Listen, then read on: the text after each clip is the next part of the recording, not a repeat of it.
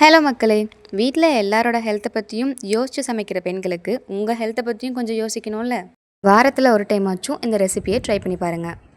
இந்த ரெசிபியை பண்ணுறதுக்கு 2 டீஸ்பூன் நிலக்கடலை, 1 டீஸ்பூன் கடலைப்பருப்பு, 1 டீஸ்பூன் கருப்புளுந்து, 4 வரமிளகா, 1 கைப்பிடி கருவேப்பிலை சேர்த்து நல்லா வறுத்து விட்டுருங்க.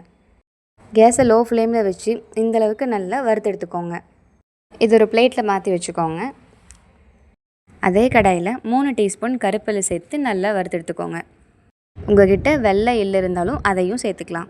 2 மினிட்ஸ் நல்லா வறுத்துட்டு நம்ம ஏற்கனவே வறுத்து வச்ச பொருளை இதையும் சேர்த்து சூடு ஆறுனதும் ஒரு மிக்ஸி ஜாரில் மாற்றிக்கோங்க. தேவையான அளவு உப்பு சேர்த்து ஒரு ஃபைன் பவுடரை அரைச்சி எடுத்துக்கோங்க. எள்ளு சேர்த்து அரைக்கும் போது கண்டினியூஸாக அரைச்சிங்கன்னா எள்ளுலேருந்து எண்ணெய் தனியாக பிரிஞ்சு வர ஸ்டார்ட் ஆகும். கொஞ்சம் விட்டு விட்டு அரைங்க. கடாயில் கொஞ்சமாக எண்ணெய் சேர்த்து கடுகு, உளுந்தம்பருப்பு, நிலக்கடலை, 1 கைப்பிடி கருவேப்பிலை, கொஞ்சம் கடலைப்பருப்பு சேர்த்து வறுத்து விட்டுருங்க. கொஞ்சமாக பெருங்காயத்தூள் சேர்த்துக்கோங்க. உங்களுக்கு எவ்வளோ வேணுமோ அந்தளவுக்கு வேக வச்ச சாதத்தை இதில் சேர்த்துக்கோங்க. கொஞ்சம் சூடு ஆறுனதுக்கப்புறம் சாதம் சேர்த்துக்கோங்க.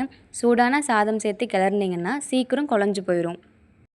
இதில் நீங்கள் அரைச்சி வச்சுருக்க எள்ளு பவுடர் சேர்த்து நல்லா மிக்ஸ் பண்ணி எடுத்திங்கன்னா நம்மளோட டேஸ்டியான ஹெல்த்தியான எள்ளு சாதம் ரெடி. நம்மளோட 10 நாளைக்கு 10 லஞ்ச் பாக்ஸ் ரெசிபி சீரீஸில் இன்றைக்கி 10வது நாளையும் நம்ம கம்ப்ளீட் பண்ணிட்டோம். இந்த மாதிரி அடுத்து என்ன சீரீஸ் பண்ணலான்னு சொல்லிட்டு கீழே மறக்காமல் கமெண்ட் பண்ணுங்கள். இந்த வீடியோ பிடிச்சிருந்தா லைக் பண்ணுங்கள், ஷேர் பண்ணுங்கள், கமெண்ட் பண்ணுங்கள். இந்த மாதிரி ஹெல்தி அண்ட் டேஸ்டியான ரெசிபி பற்றிலாம் தெரிஞ்சுக்கணுன்னா நம்ம சேனலை மறக்காமல் சப்ஸ்கிரைப் பண்ணிடுங்களேன்.